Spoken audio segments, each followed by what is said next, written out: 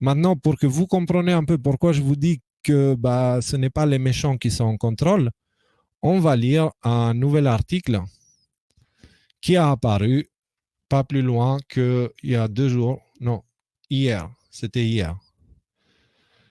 USA. La Fed, donc qui est la Banque centrale américaine, change sa politique monétaire.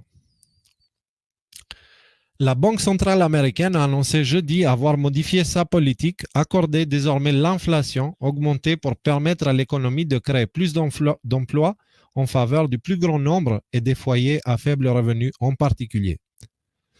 Donc, dites-vous bien, si le plan de l'État profond, c'était de détruire l'économie, et ils ont tout fait pour y arriver, mais ils n'ont pas réussi, on ne verrait pas ce genre de mesures. Pourquoi? Parce que dans ce cas précis, ce que la Banque centrale américaine aurait dû faire, c'est ne pas agir. Ne pas agir et commencer à parler d'inflation et de danger et de machin et de trucs pour que l'économie s'écroule. Or, ce n'est pas ce qu'on voit. Et cette mesure-là va permettre aux Américains, aux petits et moyens, de respirer un coup, en fait. De respirer un coup à cause de tout ce qui se passe avec le Covid, etc., etc.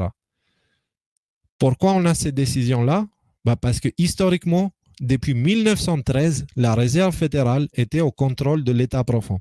Depuis sa création en 1913, la Réserve fédérale était au contrôle de l'État profond. Ce n'est plus le cas. Ce n'est plus le cas.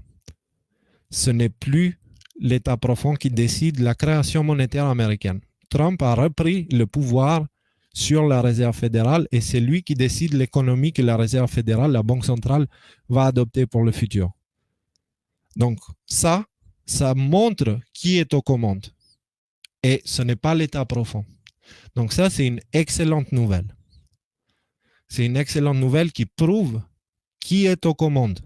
Parce que la Réserve fédérale, il faut savoir que c'est l'outil le plus puissant du monde.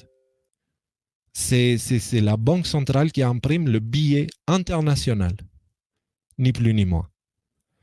Et cet outil, il est entre les mains de l'administration Trump. Donc, elle est utilisée à bon escient pour les bonnes raisons. C'est-à-dire pour la majorité, pas pour le bien de la minorité. Voilà.